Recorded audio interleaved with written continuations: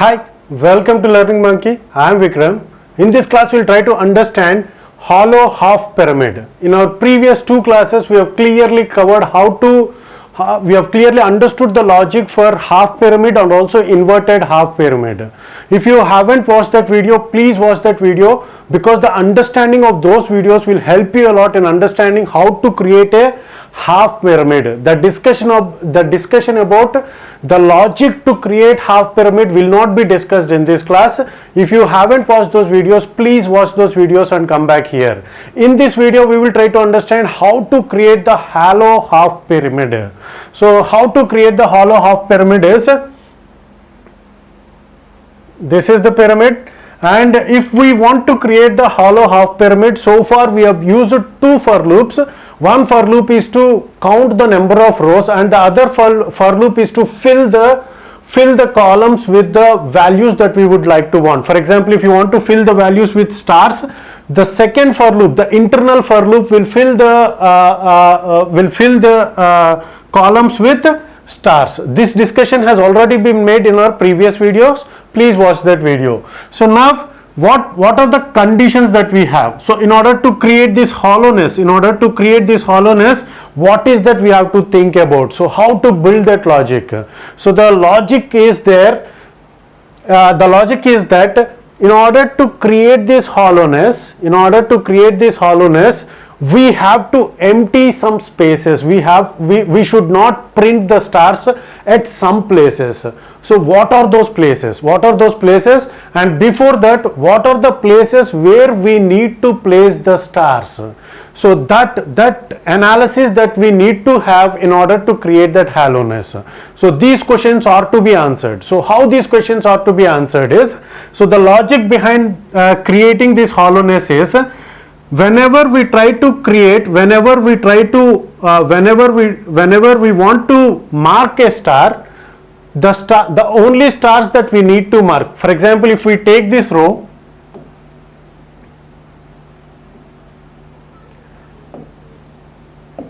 for example, in a row, if you want to mark the stars, for example, if we consider this row, in this row, the first star and the last star of that row has to be printed. So if this is the third row, in this third row we have to fill 3 stars, but here we have left 1 star. For example, if we consider this row, in this row, this is 4th row, which means 4 columns has to be printed with stars. But what we are trying to do is, we are trying to avoid the stars in between the first and the last star. So in between this we have to fill with 4 stars, but what we have done is, in between this gap, in between these 2 stars, first and the last stars, the 2 spaces will get created, has to be created. 2 spaces has to be created. Out of 4 stars, we are going to print only first and the last star. The stars which are in the middle are to be avoided. Similarly, if you take this row, in this row, this is 5th row, here we have to fill with 5 stars, but what we have done is, we have printed only the first star and the last star. In between that, the stars that were there in between has been eliminated, has not been printed. So that is one of the condition that we have to apply. So what is the condition? The first condition is, only first or last stars has to be printed. So in printing the stars, we have to print only the first star and the last star. And what is the next condition? If you check the last row, so is this condition applying for the last row? No, it is not applying for the last row, because in order to create that right-angled triangle, we have to fill the last row with the stars. If the case is last star, so the second condition is, if last row, we have to fill all the lines.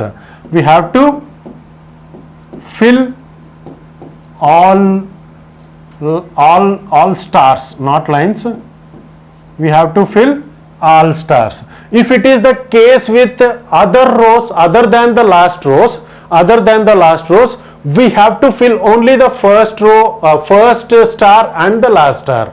So these conditions ought to be implemented in the creation of half pyramid. In the creation, so in the process of creating the half pyramid, so in the both those for loops, we have to put these conditions. So what are the conditions? Only first or last star has to be printed. If the star that we are trying to print, if it is first star or if it is last star, then only those stars has to be printed. If the row that we are trying to print is the last row, then all the stars has to be printed. These conditions has to be implemented in the program of half pyramid. So in the program of half pyramid, we have to fill only those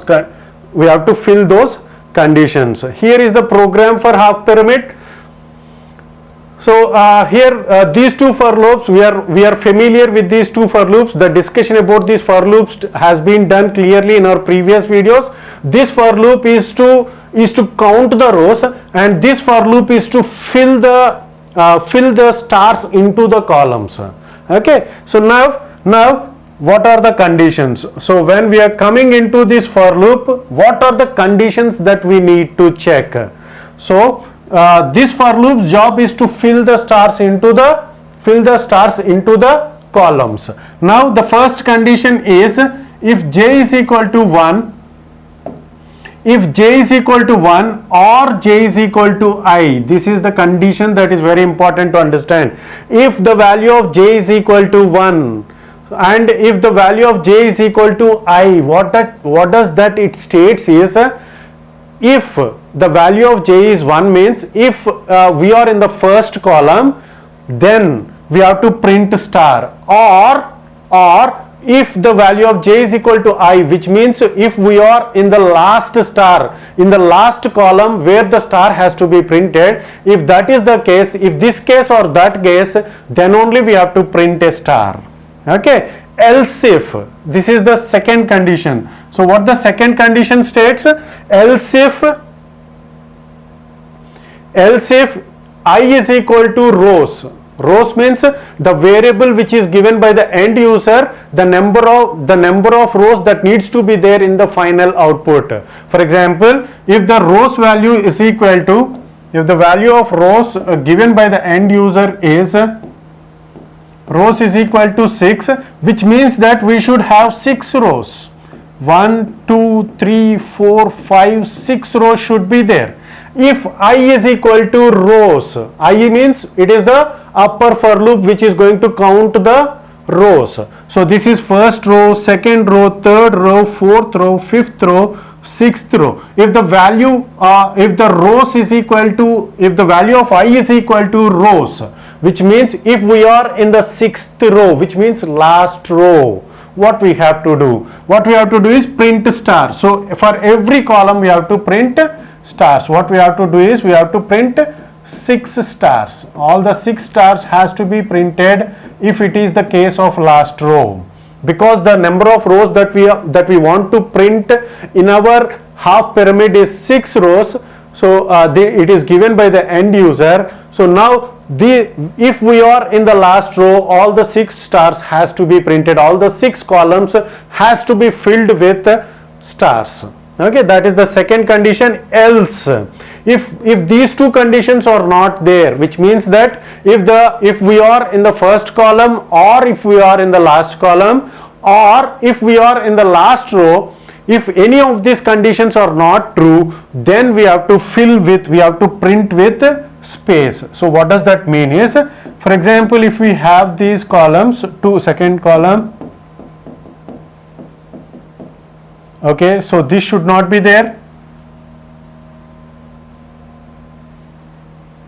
this should not be there,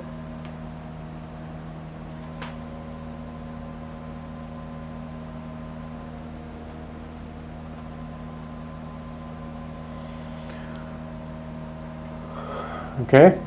So now in the case of fourth row, In the case of fourth row, this has to be left empty and this has to be filled with, and in the case of fifth, this has to be there. So a little bit deviation is there. So this space, so when is this space? If the column is the first column or the last column, then only the stars will be printed, or if the row is the last row, then only the last row will get filled with the stars, otherwise it will be filled with empty space. So this is the condition where the empty space will, which means the else conditions will get executed. So this part of the program will get executed only at this part. So by identifying the conditions that are there within the program, here the conditions are we have already discussed. So we have to analyze those conditions in the program, and we have to write the programming according to those conditions. The conditions are to be identified, and based upon the conditions, the selection statements are to be used, and with that we are going to get the final output. Now applying those conditions in our construction of half pyramid, if these conditions are applied, we can get hollow half pyramid. So this is the logic for hollow half pyramid. Hope you got the clarity on this concept. Thanks for watching. If you haven't subscribed to our channel, please subscribe to our channel and press bell icon for the latest updates.